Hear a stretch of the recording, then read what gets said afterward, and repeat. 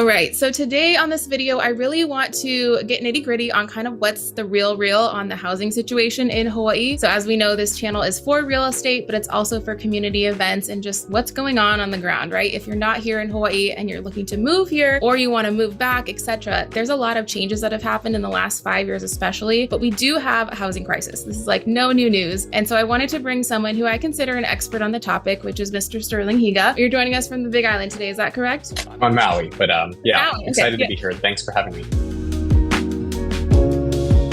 So real quickly, just tell us who you are. What is your role with this organization? Yeah, my name is Sterling Higa. I grew up on Oahu and now live on Maui with my wife and our 4 children. I run a nonprofit called Housing Hawai'i's Future. So we are a movement creating opportunities for Hawaii's next generation by ending the workforce housing shortage. As you alluded to, for decades, Hawaii didn't build enough housing to keep pace with its growing population. We also have smaller household sizes, greater demand for short-term rentals and investment properties, and all of this has led to a housing shortage for working families in Hawaii. And that shortage has led to high prices, which are leading many young people to leave. So we're trying to reverse that. Awesome, which is such a need. How did you get involved, or how did you decide to start this? What was the cause? I was approached by 2 of the other co-founders, Zachary Amata and Evan Gates. And Zach was a recent college student, and Evan Gates was a current college student who will be graduating this semester. And Zach and Evan had come up with the idea for Housing Hawai'i's Future. And what they thought was, because young people are so affected by the housing issue, they should be more involved with proposing and advocating for solutions. And they didn't see any group in the space doing that. So they came up with the idea for Housing Hawai'i's Future. They approached me to help launch and run the nonprofit because of my experience in education and in communication. And they thought that I would be able to help bring young people along, help them to understand the issue, and help to advocate for solutions. Amazing. So how many years has it been in fruition? How many has the organization been alive? Yeah, we've been operating for just slightly more than 2.5 years now. The first 6 months, we were really setting up the organization. And then it's been about 2 years of me quitting my previous job at Hawaii Pacific University to do this full time. Amazing. Yeah, I remember it came out mid-pandemic, which was kind of the perfect time, to be honest, because that's when we saw all these prices go through the roof. People are bidding $100,000 over ask to get a home. And it just seemed like apparently everyone's sitting on a bunch of cash except for locals. I don't know where this money came from. And that was the time that I got into real estate too. So it was simultaneously. So I got my license in 2020. And the reason I did it was because I thought it was impossible to buy a house. And the only way I'd figure it out is if I got in and learned the system and what are the hacks? Because there must be some secret to buying a house in Hawaii. So lo and behold, 2 years later, I've bought 2 houses, which has been such a blessing. But that's my mission, is to help educate people. There's so much misinformation and confusion and just, I think, the stigma that it's impossible that I find our friends and family don't even try. They don't even look into the option because they think it's so unaffordable, which it is for most incomes. But yeah. Any thoughts on that? Yeah, you could think of 2 prongs that meet when somebody buys a home. The first is making sure that that home is there for them, right? If there's no home, they can't buy a home. And the second is making sure the home buyer is prepared. Yes. And that means that they have financial literacy, a good paying job, that they've made all the right decisions. And though our organization focuses on making sure the home is there for them, there are a variety of organizations like Hawaiian Community Assets, Hawaii Home Ownership Center, and realtors like you who are helping to make sure that buyers are prepared at the time to get into that home. And I think Hawaii can stand to benefit from improvements in both of these, right?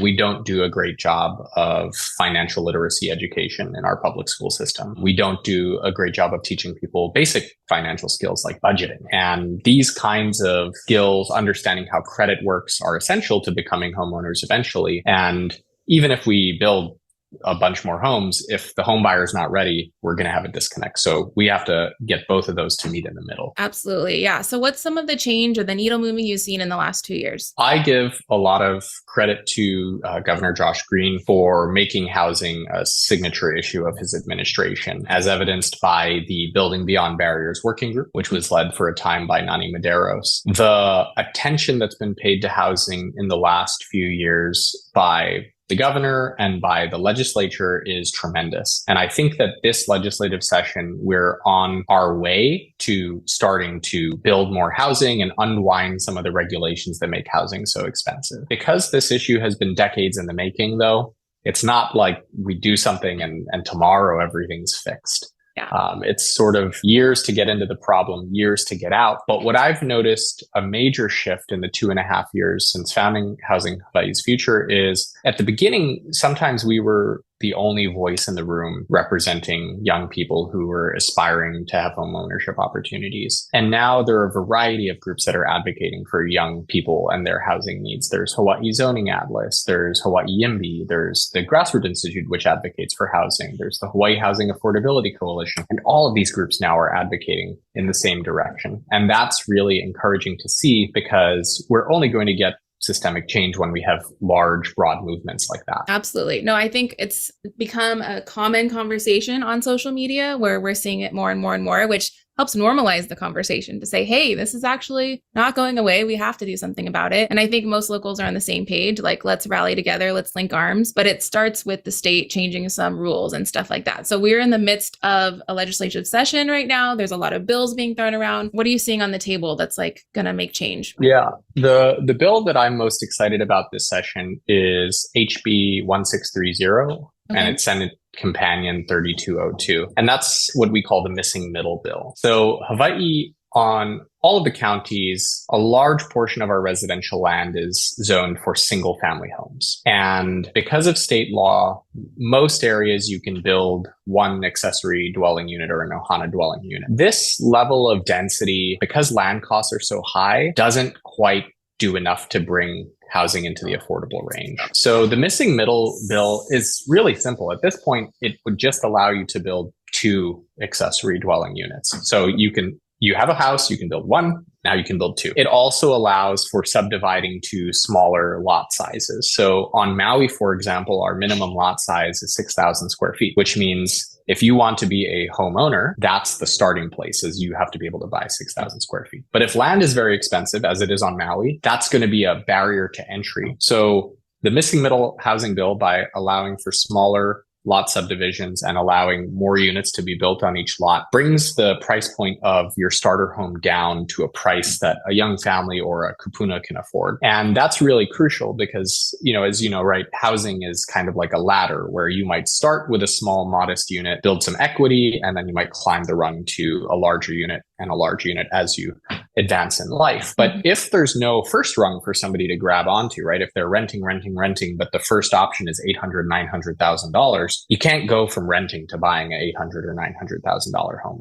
It's too difficult for most people. So the missing middle housing bill will create more of these missing middle starter homes in duplexes or triplexes or small homes on small lots. And that will make a huge difference in opening up this first rung on the housing ladder. That's exciting. Do you know if there's any incentive to help bring down construction costs? One of them in that bill is an impact fee modification. So when people build new units, typically they have to pay an impact fee, which is generally assessed by unit. Okay. This bill would shift that so that the impact fee is assessed on a per square foot basis. So smaller units would pay a smaller fee. And if you didn't change the building envelope, for example, by dividing a home into 2 units, you wouldn't pay any sewer impact fees or park impact fees. And that does bring down the cost of new construction. That's good. I think one thing I would want to see too on the financing is most new construction or additions or whatever, you need 50% down. And so who's going to have 50% down on a $150,000 build or whatever? Like it's got to come down somewhere, but maybe that's a local bank thing that we need to work on a new program. I'm not sure. One option is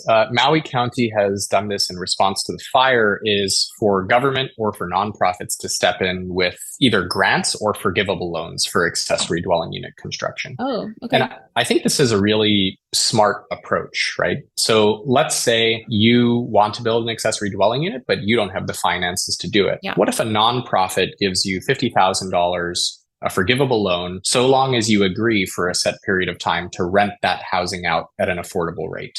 Oh my gosh, done. Yeah. Done, right? It makes it easier for you to build the accessory dwelling unit. We make sure that we have an affordable unit created. And the level of subsidy, like how much money we have to put in to get that unit, is much less. Because for many of the units we're building new for affordable housing, we're subsidizing these on the order of $200,000 or $300,000 per unit. Yeah. But the amount of subsidy necessary to make an accessory dwelling unit work can be much less than that. So that's one of these low-hanging fruit solutions. And that can be either the county or the state or a nonprofit stepping in to provide some of that financing. Yeah, no, that would be huge. And I think that's where the education piece is just so critical, because people don't even know that these options are coming or that they exist. I mean, there's current programs and grants out there to help first-time home buyers, and they just don't even know. Or it's just such a tenuous process sometimes to get that through that it's too intimidating, and then we lose them. And we're like, wait, we were so close. It just you mentioned Maui a little bit, and I just wanted to give insight since you're there, boots on the ground. Can you kind of give an update, a couple months later? What is the current situation for people who don't know? There are thousands of families that have been displaced, and that number is shifting every day in terms of how many families are still in the hotels. After the hoteling phase is the interim housing phase. And that's like a 2 to 3 year phase where it's a house. It's not the best house, but it's a stable place that they can begin to rebuild their lives. Mm-hmm. And then from 3 years on, people should be moving into the permanent shelter phase. One of the challenges right now is many of the families displaced in West Maui want to stay in West Maui, but the number of units that will be built in the next, let's say 1.5, 2 years is unlikely to meet the demand of all of the people who want to live in West Maui. And part of that is it's very difficult to build on Maui. There have been all kinds of roadblocks set up. Right now, I think many families on Maui are starting to realize this and see that they may have to make different arrangements. And so this summer is actually a critical juncture, in my opinion, because students are currently at Lahaina Luna. It's difficult to uproot and move your family in the middle of the school year. It's very disruptive. But when kids get out of school this summer, I would imagine many families on Maui might reassess,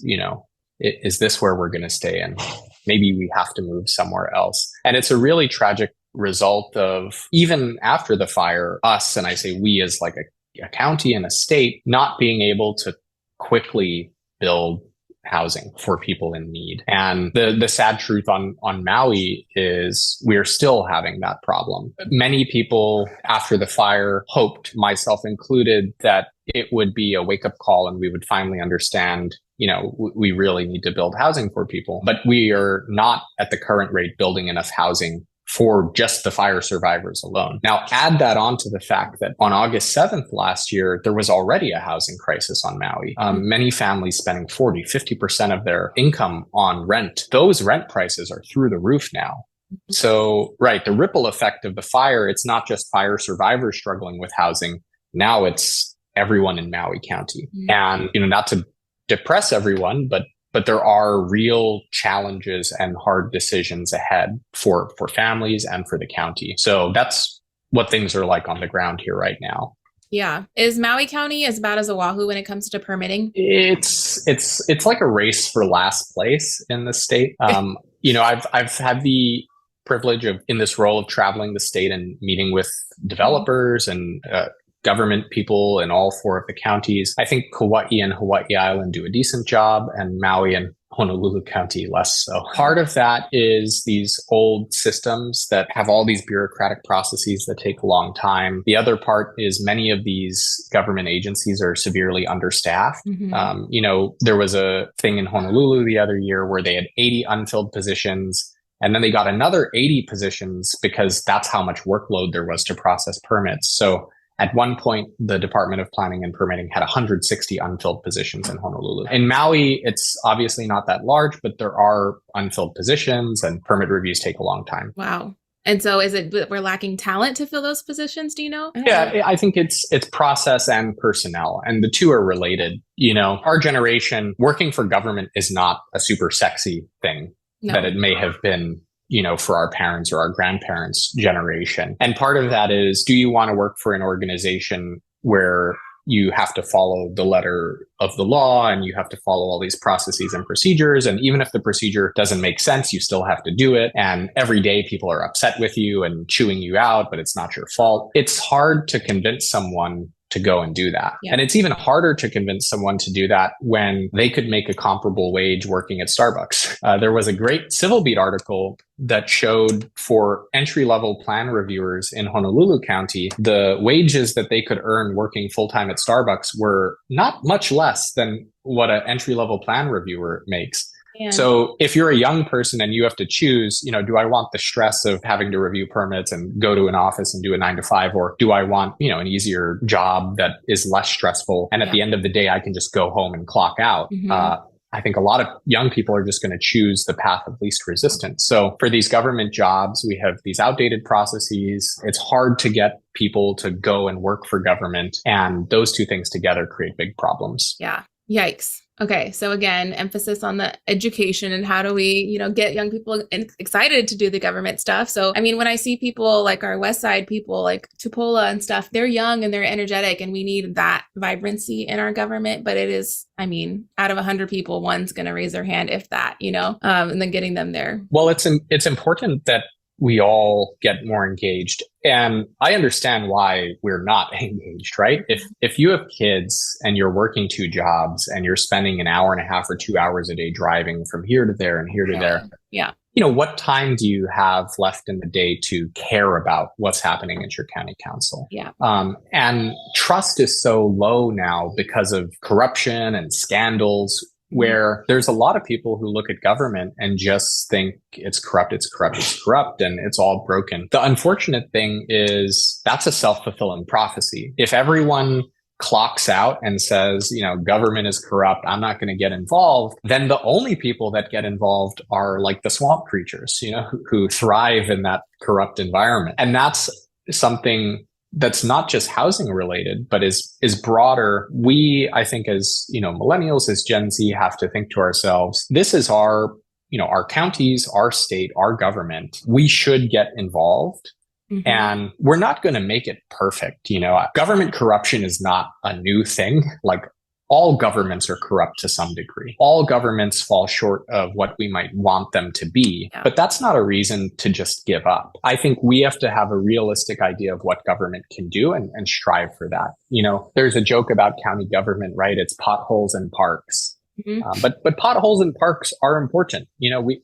You should feel safe going to a park. It should be clean. You should drive down a road and not blow out your suspension because you fall into a 2-foot pothole. And government, I don't think, can solve all our problems. But if we have talented, capable people who go in, we can do stuff like that. We can make sure we build water supplies and sewers and provide for all the basic needs of our counties. No, absolutely. And I think, if anything, maybe this episode is just a call to wake up for our younger generation, and no one's going to fix it. Somebody's got to stand up and do it. This is home. If you want it to stay home and stay the way that we want and the way we were raised, it's on us. It's this generation who's going to make that difference. So I've got a 4-year-old and a 9-year-old, and I'm thinking, okay, the year 2050, what the heck is housing going to look like at that time? Like, I have to put my flag in the ground now to say I'm reserving this condo for your future, but not a lot of people can do that and just even think that far in advance. They're so in survival mode that, again, we don't have time to watch the news, let alone sign up for something, let alone take action. So I would just encourage people to reach out and be like, how can I help? I can't do much, but what can I do? And I think, what do they say? There's time, talent, and there's one other thing that you can contribute. Treasure. That's what it was.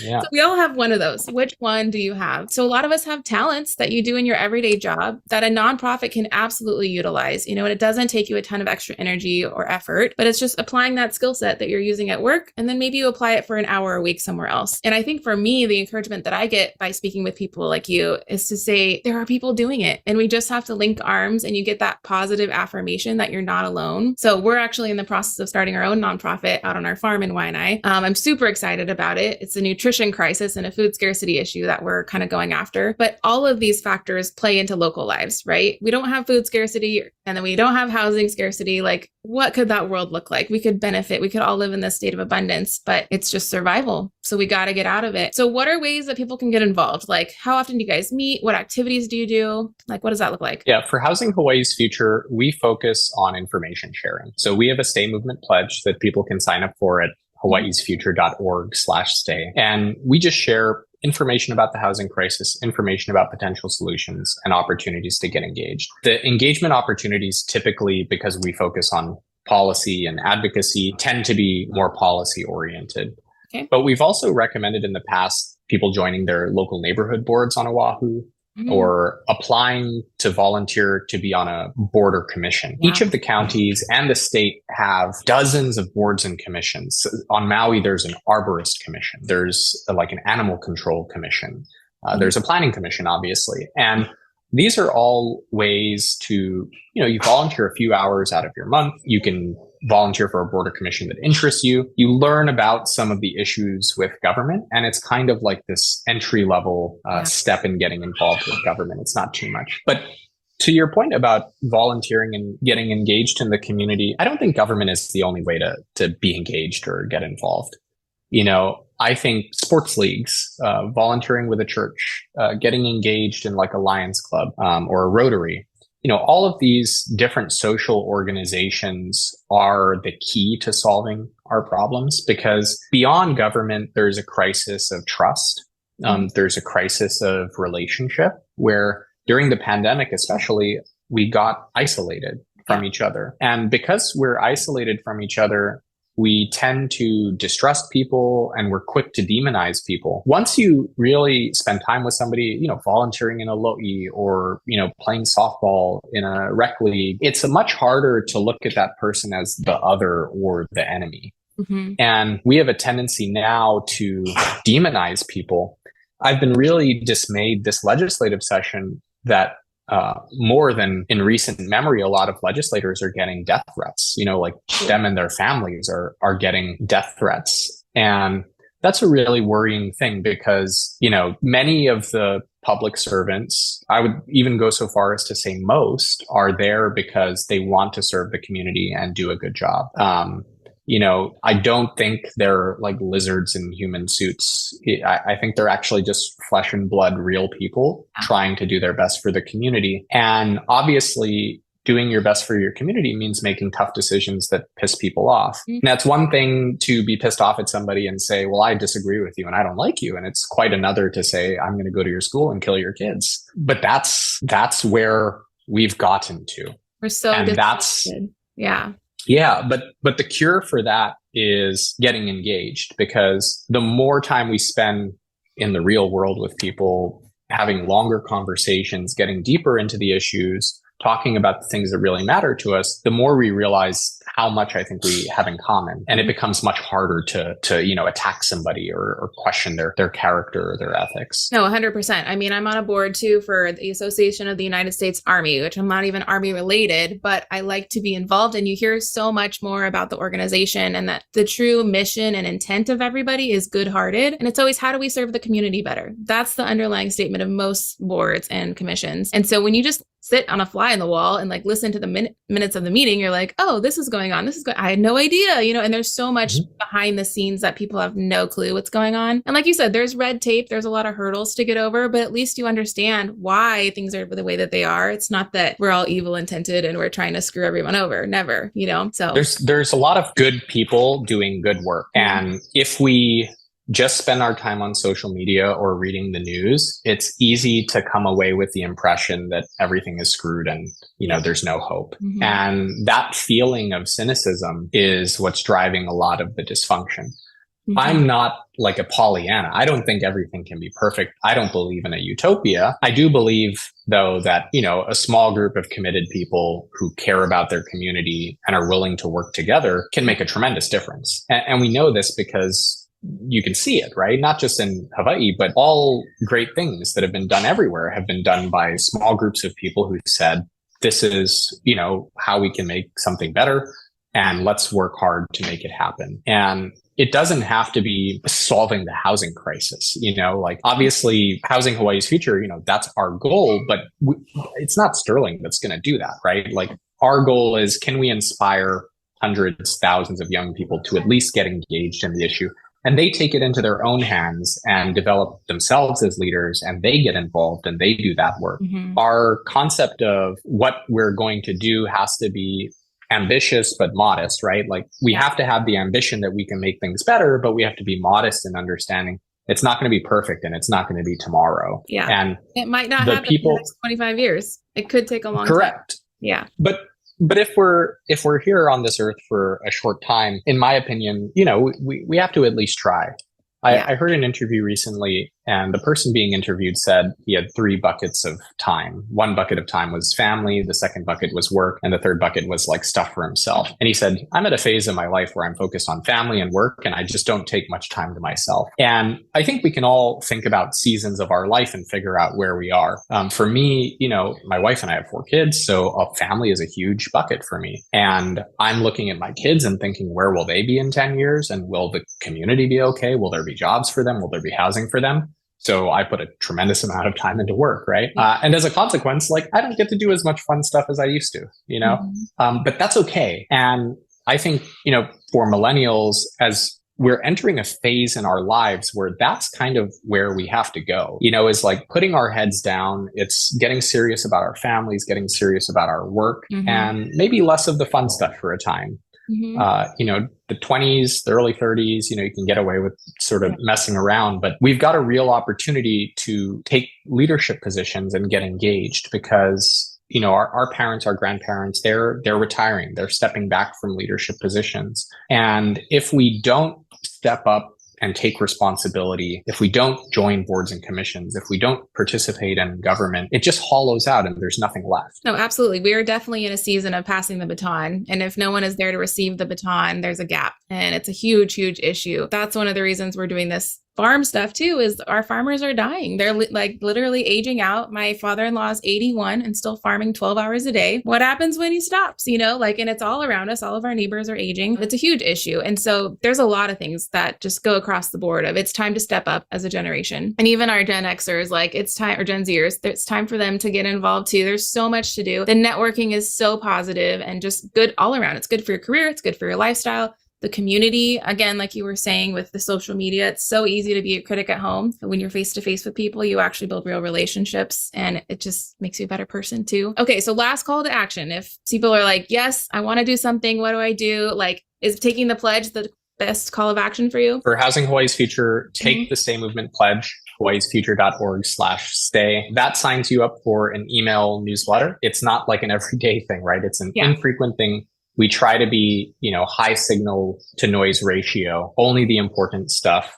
It's understanding the problem clearly, understanding the solutions, and understanding how you can get involved. And that's what we focus on. And we have thousands of people who receive that newsletter every week. And those people are getting more engaged. And that makes us really excited to see that by just sharing this information, people are having a better understanding of the problem and an understanding of what they can do to help. Yeah, absolutely. And so what we'll do is we'll link it here under the video description, and then I'll put up a screenshot of it too, so people can kind of read through it. But it's so encouraging to read this, just to think of a future, of a positive one, one where we can stay home and our kids can stay with us and we don't have to do all this extended family stuff. And I think also just getting involved, literally what we were saying, if you guys have questions about, well, who should I do for this or that? You're very well networked. I'm very well networked. Whatever your interest is or your challenges in life, there is a nonprofit or an organization who can help with any challenge. And so I just want to encourage people to